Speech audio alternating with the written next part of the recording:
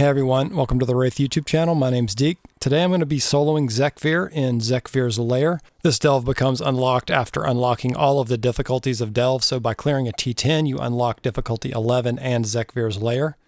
When you come here there's going to be two tiers that you can fight him on. The first tier is data mine to be around 600 item level. I'm item level 604. We'll see if we can beat him. Once again I'm playing Colossus Prot Warrior. So we're going to set Bran up as a healer, but we're going to take the Porcelain Arrowhead to give us 20% increased crit occasionally. And we're going to take the Relic Blood of Zekvir, which is a relic that you get off of Zekvir when he randomly appears in one of the normal delves. The Relic Blood of Zekvir is a really important relic to use for Protection Warrior and probably any other tank specifically because we just don't do that much damage. So what this relic does, or curio I guess they're called, you trade damage for maximum health. So it stacks indefinitely and you run over these little red orbs in order to gain more damage. So my strategy for this boss fight is to get as much damage as I can while maintaining just enough health to stay alive and take some hits. So Zekvir has 90 million health for solo players in the first difficulty. He has 5 abilities that he's going to be casting, and then there's also the potential to spawn an ad that casts another ability. The first 2 abilities that you're going to have to avoid are both cone style abilities. You can hear DBM calling Shockwave, which is the 2 abilities that he has. He has Claw Smash, which is a frontal cone that will either be aimed at you or Bran. The other one is Angler's Web, which is a short cast line that hooks whoever it hits. So you don't want to be hit by either one of these. Both of these basically will kind of end your run. You might be able to get hit by one of them with something like Shield Wall up, but generally you just want to be able to get out of the cones as quick as you can. The main ability that we want to be using our interrupt on is called Enfeebling Spittle, and it's a short cast that, if not interrupted, applies a dot that slows you, and it's a long dot. It lasts for like 18 seconds or something. And then another ability that you need to get out of is Horrendous Roar, which is an AoE circle around him, a big purple circle, and it will fear you, and the fear is around 5 seconds, so it's pretty bad. So I have one fear break obviously as a warrior, but you're going to want to use that strategically because the main mechanic of this fight, other than dodging all of these abilities and trying to DPS down the boss, is going to be dealing with his 5th ability, which is Call Web Terror. So he spawns a cocoon that you have to DPS down. If you're unable to DPS down the cocoon, it spawns a web tower that has twice the HP of the cocoon itself, and it continually casts web blasts at you, which will stun you for I think 6 seconds. So you can imagine with the cone frontal attacks and the slows, if you get stunned for 5 seconds, your run is most likely over. If you have a big cooldown before you get stunned, you potentially can live through a mechanic or so if your eye level is 600 plus. But generally what you want to do is DPS down these eggs as quickly as possible and not let the web terror spawn. So again, the reason that I'm using the curio, blood curio, is so that I can pick up all these balls of blood and increase my damage as much as possible, because I really need the damage to kill the eggs so that they don't spawn the terrors. So this is my 4th attempt on the boss, and as you'll see in this run, I mean, I definitely did not play this perfectly by any means. I missed a lot of abilities. I think I could definitely clean up this play, and I will absolutely have to clean up the play in order to do the 2nd tier of this boss, because there are some additional mechanics and things and some more health that will be introduced. But I think a higher eye level is probably going to be required for the next tier.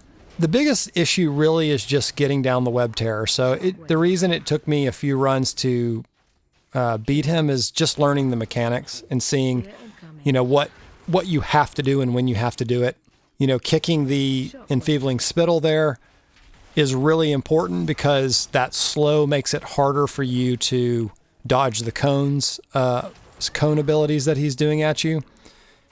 And it also just, it makes it harder for you to run out of the roar and all this stuff. So you really want to kick that ability. And one thing that I noticed is after he spawns one of the eggs, he will pretty quickly after that use Enfeebling Spittle. So when I charge away to go to an egg, he then starts that cast. So kind of towards the end of this run, I kind of started to figure out that I needed to like wait on him a second and then kick him and then go to the cocoon. So what I'm trying to do is I'm trying to obviously run over all the little red orbs as quickly as I can when I see that they're spawned, or when I have a little break, I'll run around and pick them all up. And I'm trying to save Avatar and Demolish, which is the Colossus hero ability. I'm trying to save those two things for the eggs when they spawn. Unfortunately, they don't line up. I usually don't have both of those things up on every single cocoon. The cocoons seem to come out every like 30 to 45 seconds, and Demolish is a 45-second cooldown, so I usually don't exactly have those two things up every single time, but that's ideally what you want to do, is be dumping your big DPS cooldowns into the eggs. Maybe DPS classes, this would be a little easier on that part of things, but I'm not sure how that's going to feel trying to tank this boss either. As you can see, I did not get the cocoon down fast enough, and I've tried to spell reflect these web blasts, but you cannot spell reflect them, unfortunately. So you have to interrupt them with a kick. So basically you have to make the choice between kicking Zekvir's spittle or the web blast, and you have to choose the web blast in that scenario because the web blast is a 5-second stun as opposed to spittle only being like a 20-second slow. And it felt to me like the timers on these things ramped up as the fight went on, like he was doing his abilities faster. Here I strategically used my Berserker Rage so that I could break the fear, because I just couldn't get out of that in the position that I was in. So if you have a fear break, you want to save it till you're in a really sticky situation. You want to mainly just be running out of Horrendous Roar anytime that you're able to do so and you're not like trying to kill a cocoon. It's pretty easy to run out of as long as you're moving immediately. Anytime I'm not trying to dump my rage as a DPS into the cocoons, I'm trying to keep shield block and ignore pain up just for any damage that Zekvir is doing to me. Just because I'm eating the blood orbs, which is reducing my max health, I want to make sure that I stay nice and healthy with the amount of health that I do have. Again, keeping Bran as healer is going to be key here. I tried it with DPS just to see if, oh, maybe I can kill him faster, but there's just no way. I absolutely had to have the heals from Bran to survive. And you absolutely have to have the Relic Blood Curio in order to beat this as a tank, I think. Especially at my eye level. Maybe at some point we can outgear it. And you can see there, I get the boss down. I think it took me 4 attempts to do it. Really fun. It reminds me of the Green Fire Warlock quest that we did back in Legion. Very challenging. One thing I would advise is to make a focus kick macro, just so that you can focus kick him. That way, if you're targeted on the cocoon, then you can do focus kick to interrupt spittle.